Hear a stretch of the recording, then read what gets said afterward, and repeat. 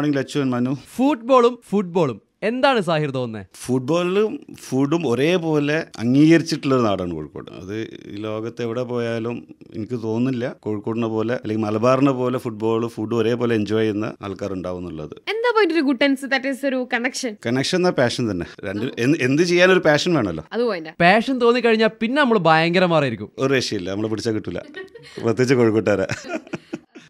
അതെ, ഈ ഒരു 2014 ഫുട്ബോൾ കളിച്ചു തുടങ്ങിയ 32 രാജ്യങ്ങളിലെയും 32 വിധം ഭക്ഷണം അതൊക്കെ ഇവിടെ സെറ്റ് ചെയ്യാന്ന് വെച്ച് കഴിഞ്ഞാല് വല്ലാത്തൊരു സംഭവം തന്നെ കേട്ടോ. എങ്ങനെയാ തോട്ട് പോയേ? നേരത്തെ പറഞ്ഞവര് തന്നെ ഈ കോഴിക്കോട് മലബാർ ഏരിയയിൽ ഫുട്ബോൾ നല്ലോണം ആസ്വദിച്ചിട്ട് കാണുന്ന ആൾക്കാരും കളിക്കുന്ന ആൾക്കാരുമാണ്. ഓരോ ആൾക്കാർക്കും ഓരോ ഫേവറേറ്റ് ടീംസ് ഉണ്ട്, അല്ലെങ്കിൽ പ്ലേയേഴ്സ് ഉണ്ട്. അത് കുറെ കൊല്ലങ്ങളായിട്ടുള്ളതാണ്. ഫുട്ബോൾ എക്സിസ്റ്റ് ചെയ്ത കാലം മുതൽ ഉള്ള സംഭവമാണ് അത്. പക്ഷെ ഇപ്പോൾ പല ആൾക്കാർക്കും ഓരോ രാജ്യത്തെ ആൾക്കാർ എന്ത് കഴിക്കുന്നു എന്നുള്ളത് അറിയില്ല. അതിപ്പം എനിക്കൊരു ഫേവറേറ്റ് പ്ലെയർ ഉണ്ട്, അല്ലെങ്കിൽ ഫേവറേറ്റ് ടീമുണ്ട്. ആ ടീമിലെ ആൾക്കാർ അല്ലെങ്കിൽ ആ ടീമിലെ നാട്ടിലെ ആൾക്കാർ എന്ത് കഴിക്കുന്ന അറിയില്ല. അപ്പോൾ അത് അങ്ങനെ ഒരു സംഭവം ഈ ഫുട്ബോളിലെ കൂടുതൽ ഇൻട്രൊഡ്യൂസ് ചെയ്താൽ അതൊരു എന്താ പറയുക പുതിയൊരു അറിവും കൂടെ ആയിരിക്കും പല ആൾക്കാർക്കും. അങ്ങനെയാണ് ഈ ഒരു ഐഡിയ തോന്നിയത്. പലപ്പോഴും നമ്മൾ ഈ ഫുട്ബോളിന്റെ കാര്യത്തിൽ കേൾക്കുന്നതാണ് നമ്മുടെ ഇന്ത്യക്കാരുടെ ഭക്ഷണ ശൈലി പോരാത്തതുകൊണ്ടാണ് നമുക്കൊരു ഫിസിക്കൽ സ്റ്റാമിന ഇല്ലാത്തത്. അപ്പോൾ ഇവരുടെയൊക്കെ ഒരു ഭക്ഷണം എങ്ങനെയാണ്? ഭയങ്കര സംഭവമാണോ അവരുടെ ഭക്ഷണം?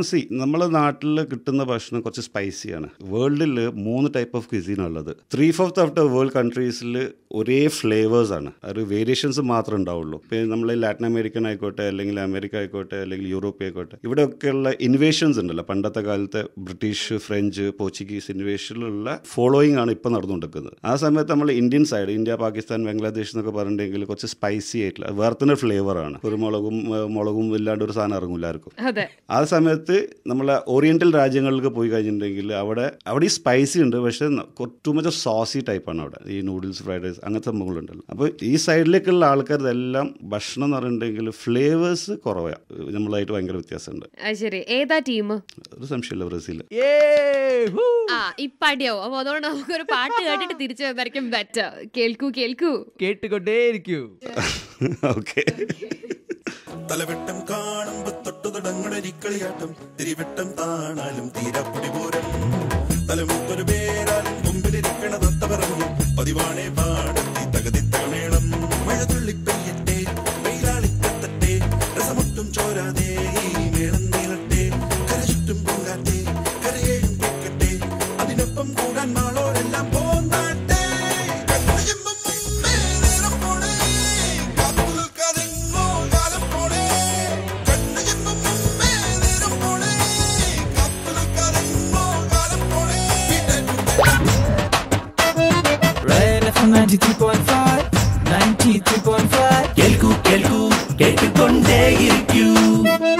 സൂപ്പർ സാറ്റർഡേ മോർണിംഗിൽ സൂപ്പർ ഹിറ്റ്സ് .fm 93.5 ഇത് മനു, ലച്ചു ആൻഡ് സാഹിർ. നിക്ക് വിശക്കണോ മനു?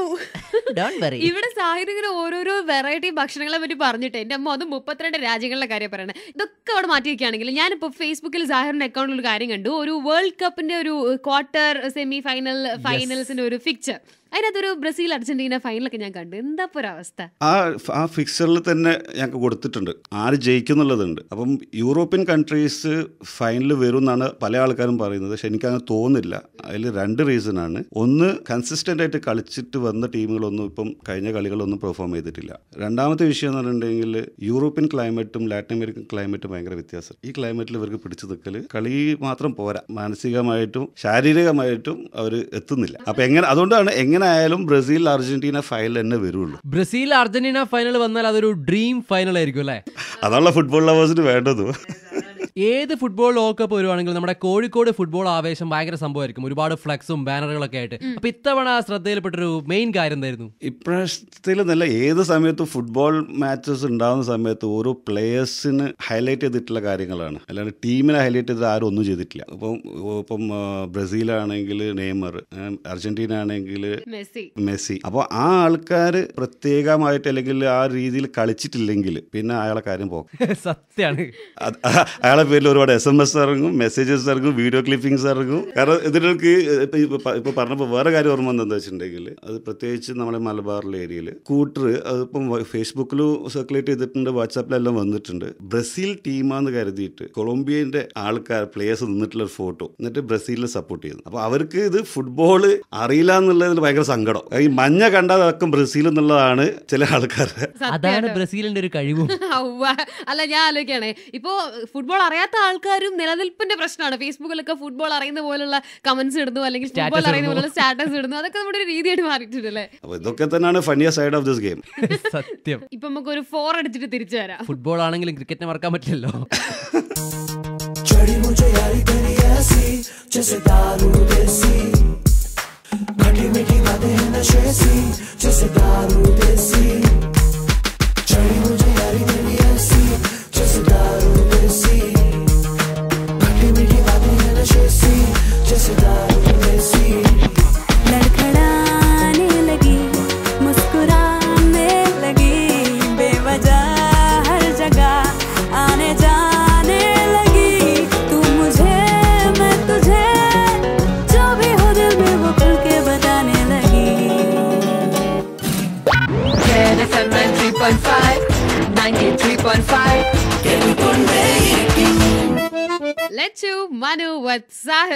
നമ്മളിങ്ങനെ പറഞ്ഞു വരികയായിരുന്നു, ചിലപ്പോ നമ്മളെ ഇന്ത്യ വരെ ഫിഫ വേൾഡ് കപ്പ് അടിച്ചേക്കും അല്ലേ?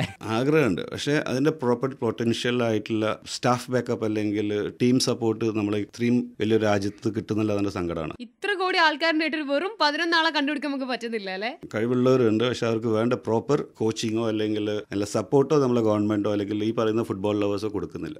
ഇനിയിപ്പോ ആരൊക്കെ മുൻകൈ എടുത്തില്ലെങ്കിൽ നമ്മൾ മലബാറുകാരെങ്കിൽ ഇതിന് മുൻകൈ എടുക്കണം അല്ലേ? മലബാർ പ്രത്യേകിച്ച് നയനവൽപ്പാർ എടുക്കണം. പോയിന്റ്. പ്രത്യേകിച്ച് ഇപ്പൊ അവരുടെ ബ്രസൂക്കയും അവരുടെ വേൾഡ് കപ്പിന്റെ ആ ഒരു മോഡലൊക്കെ നമ്മുടെ കയ്യിലിരിക്കുകയാണ്. അതെ, കണ്ടോണ്ടിരിക്കുമ്പോ. ബിക്കോസ് ഞാൻ മനസ്സിലാക്കിയെടുത്തോളം ഈ ലോകത്ത് ഫിഫ അംഗീകരിച്ചിട്ടുള്ള ഒരു ഗ്രൗണ്ട് പോലും ഇല്ലാത്ത ഒരു ക്ലബ്ബ് നയനാമ്പലപ്പിലാണ്. പക്ഷെ ഇതിന്റെ ആൾക്കാർ, നയനാമ്പലപ്പ് ക്ലബിന്റെ ആൾക്കാർ അതൊരു ഇനിഷ്യേറ്റീവ് എടുത്താൽ നമ്മളെ പോലത്തെ ആൾക്കാർ സപ്പോർട്ട് ചെയ്യും. ഇത് അതാണ് നമ്മുടെ കോഴിക്കോട്ടെ ഫുഡിൽ ഏറ്റവും കൂടുതൽ സപ്പോർട്ട് ചെയ്യുന്ന ഫുഡ് ഏതാ? ഏറ്റവും ഇഷ്ടം, എനിക്ക് ഇഷ്ടം പത്തിരി സ്റ്റൂ. എന്ത് സ്റ്റൂ? അത് എന്തായാലും ചിക്കൻ ആയാലും മട്ടൺ ആയാലും ബീഫാണ് മെയിൻ. അത് പത്തിരിയും ബീഫ് കറി എന്ന് പറഞ്ഞിട്ട് നമ്മളെ വയനാട്ടിൽ പോത്ത് കറി, അത് എനിക്ക് ഭയങ്കര ഇഷ്ടമാണ്. പല ആൾക്കാർക്ക് ഇപ്പം പല ഫീലിംഗ് വരുന്നുണ്ടോ? സംസാരിക്കാൻ പറ്റുന്നില്ല. രാവിലെ തന്നെ അത് ഓർമ്മിപ്പിച്ച്. ഇതറിയില്ലല്ലേ മച്ചുശ്രീ, ഇത് ഓർമ്മിപ്പിക്കാൻ പാടില്ല ഭക്ഷണ കാര്യം.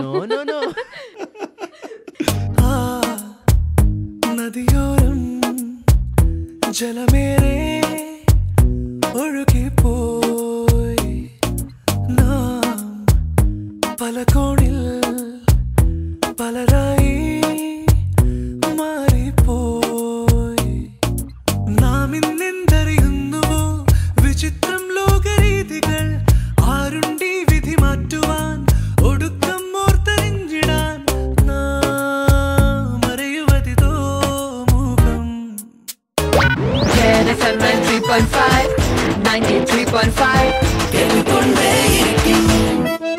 നിങ്ങളുടെ കൂടെയുണ്ട് RJ Manu and Lachu and DJ Sahir. Yes, ഒരു DJ പാരമ്പര്യമുള്ള മനുഷ്യനാണ് അല്ലേ സാഹിർ? ആയിരുന്നു. Music is the best friend. ഞാൻ എപ്പോഴും പറയാറ്, it suits all your moods. മൂഡിലാണെങ്കിലും നമ്മളെ കൈവിടാത്ത ഒരാൾ മ്യൂസിക് മാത്രമേ ഉള്ളൂ. ഫ്രണ്ട്സ് വിടും, എല്ലാവരും വിടും. അതാണ് മച്ചൂസ് റെഡ് എഫും കൈവിടില്ല. പാട്ടുകൾ നമ്മുടെ കൂടെ ഉണ്ട് അല്ലേ മനു? പിന്നെ മ്യൂസിക് ഒരിക്കലും വിടില്ല. ഞാൻ കേട്ടത് അല്ലെങ്കിൽ ഇഷ്ടപ്പെട്ട മ്യൂസിക് ആൾക്കാരെ കൊണ്ട് ഡാൻസ് കളിപ്പിക്കാൻ അല്ലെങ്കിൽ അത് ആ മ്യൂസിക് എൻജോയ് ചെയ്യാൻ കുറെ ശ്രമിച്ചിട്ടുണ്ട്. അത് എനിക്ക് തോന്നുന്നു ഞങ്ങൾ തുടങ്ങുന്ന സമയത്ത് we were the first teachers. ഞാനും പിന്നെ ഒരു സുനിൽ എന്ന് പറഞ്ഞ ഒരുത്തനുണ്ട്. ഞങ്ങൾ രണ്ടുപേരായിരുന്നു ഫസ്റ്റ് ടീച്ചേഴ്സ് ഇയർ. അല്ല, അപ്പോ ഒരു പാട്ട് പാടിക്കൂടെ? പാടാറില്ല. ശരി, ഞങ്ങൾ വെറുതെ വിട്ടിരിക്കുന്നു. മലയാളത്തിൽ ഇപ്പൊ ഏറ്റവും കൂടുതൽ ഇഷ്ടപ്പെട്ട ഒരു പുതിയതായിട്ടുള്ള ഒരു പാട്ട് ഏതാ? മലയാളത്തിൽ ഇപ്പൊ അടുത്ത കാലത്തൊന്നും ഇഷ്ടപ്പെട്ടില്ല. അപ്പൊ ചുരുക്കി പറഞ്ഞാൽ എന്തൊക്കെയാണ് ഇപ്പൊ സാഹിറിന്റെ passions? Music, food and football ആണ്. What a combination. നമ്മുടെ കോഴിക്കോട്ടുകാരൻ എന്ന് പറഞ്ഞാൽ എക്സാക്ട് ആണ് അല്ലേ? പൂർണ്ണമായി. അതെ. അപ്പൊ വലിയ സന്തോഷം ഞങ്ങളുടെ കൂടെ വന്ന് ഇത്ര നേരം സംസാരിച്ചല്ലേ. അപ്പൊ എന്തായാലും സാഹിറിന് വേണ്ടിട്ട് ഒരു തമിഴ് സോങ് ഞങ്ങൾ സ്പെഷ്യൽ ഡെഡിക്കേറ്റ് ചെയ്യാണ്. കേൾക്കൂ കേൾക്കൂ കേട്ടുകൊണ്ടേയിരിക്കും.